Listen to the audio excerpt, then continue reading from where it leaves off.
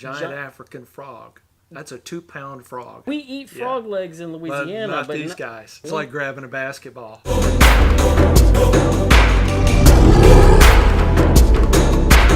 Hey guys, this is actually day 4, but we had somebody stop in the office, and whenever we have somebody stop in the office, we just go ahead and do a video with them. This is Sam Hawkins. You've seen some of his knives on our website, and he makes amazing stuff. And that's not just my opinion; it's also the opinion of a lot of people. So thank you. It's very kind. And so we wanted to go ahead and shoot this video today because he brought us some new knives to look at.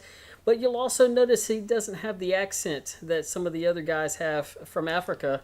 And so we made him an honorary member. He's actually from Louisiana, but he's also a pastor and a missionary. That's so right. Tell us about your African connection. Well, I went to live in East Africa in Tanzania, worked in Tanzania, Kenya, Uganda in 1974.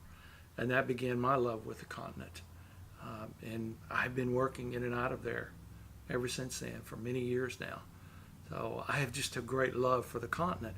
Not only Africa, but other nations. But we do very specific things in different parts of Africa. We do a lot of water wells and orphanages. We're actually developing an entire community of 4,000 acres in Ethiopia. Just had a team this week come back and planted 1.2 million trees on the property so far, Wow. helping to rebuild the agriculture of that particular country, which has just been devastated. There's just many, many projects we're involved in, from South Africa to Tunisia. Some of the other African knife makers were asking about you. Hey, who's this guy? I was like, oh, you'll meet him one day. Tell me about this. He just brought us a bunch of new knives. They're not even up on the website. We have a couple that are up on the website. We just sold one yesterday. Yeah, that's right. So we got a couple that are up on the website, and you can check those out right there, and you can go and see them. They've got a full 360 video and high def pictures. It's amazing what you guys are doing. And man, I love elephant Right, sheath. that's elephant. And then that beautiful dagger with the mammoth tooth right there. I think you call that Ripple Damascus. That is a ripple. There you go. And then The giant African frog. That's a 2-pound frog, if you can imagine.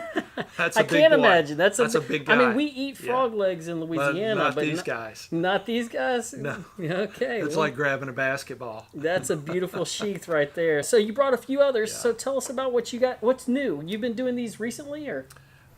Yes, I have. It's been a hobby for so many years, 35 years now. I got into knife making originally back in about 1968, but I didn't have the income to be able to do what was necessary. Right. And then over the years in the ministry, I've had to develop different sources of income because ministry doesn't pay a lot and travel is very expensive. So consequently, what I did was I built a woodworking shop in New Orleans, had it for 22 years, and I learned how to use very specific tools to help learn to grind steel. And made a lot of mistakes, warped a lot of blades, ruined a lot of steel. Right. But over the years, I've learned how to do this. And I have my oldest son is a hemophiliac. His blood doesn't clot.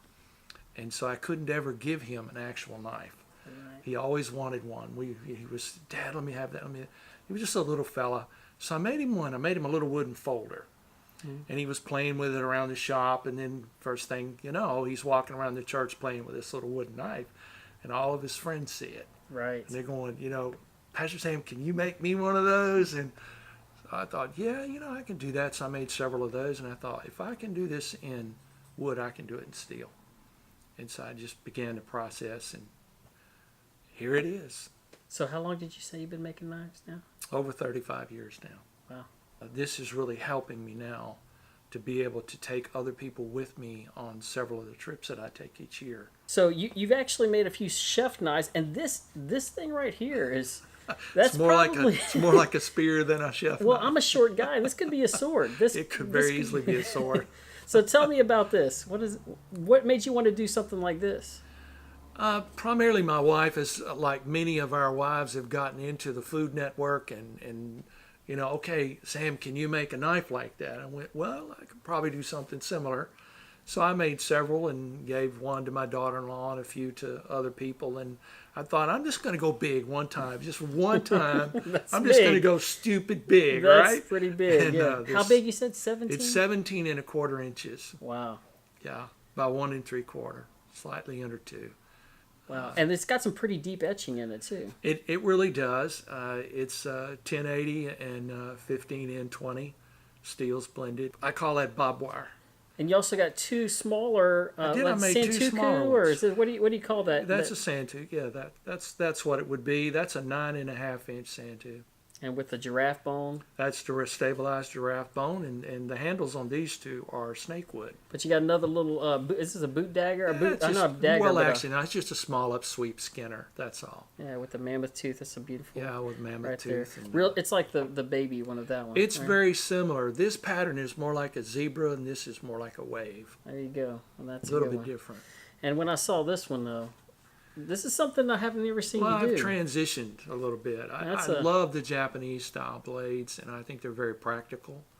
And the Tonto is one of the most exquisite blades, I believe, that's ever been created. It is so functional, it's attractive, it's geometric, it's unique. So With unique. the mammoth tooth, it has a unique look to it. And this is an ostrich, a reluctant ostrich knee.